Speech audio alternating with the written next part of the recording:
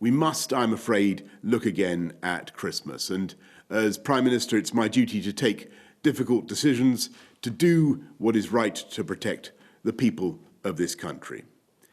Given the early evidence we have on this new variant of the virus, the potential risk it poses, it is with a very heavy heart, I must tell you, we cannot continue with Christmas as planned.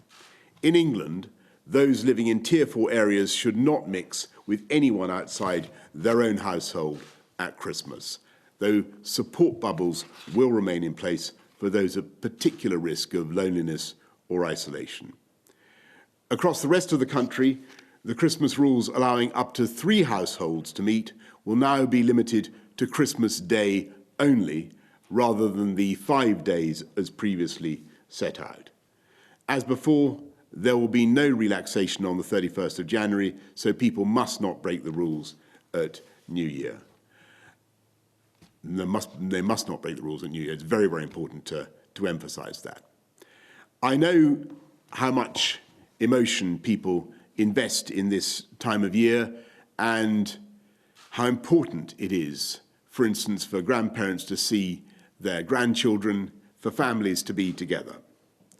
So I know how disappointing this will be. But we have said throughout this pandemic that we must and we will be guided by the science. When the science changes, we must change our response. And when the virus changes its method of attack, we must change our method of defence. And as your Prime Minister, I sincerely believe there is no alternative open to me. Without action, the evidence suggests that infections would soar, hospitals would become overwhelmed, and many thousands more would lose their lives. And I want to stress that we are not alone in this fight or in taking these types of decisions. Many of our European friends and neighbours are being forced to take similar action. We're working closely with the devolved administrations to protect people in every part of the UK. And of course, there is now real hope that we will soon be rid of this virus. And that prospect is growing with every day that passes and every vaccine dose that is administered. As you know, the UK was the first country in the Western world to start using a clinically approved vaccine.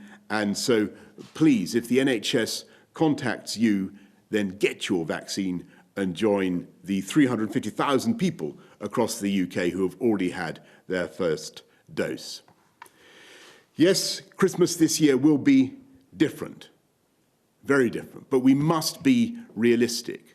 We're sacrificing the chance to see our loved ones this Christmas so we have a better chance of protecting their lives so that we can see them at future Christmases.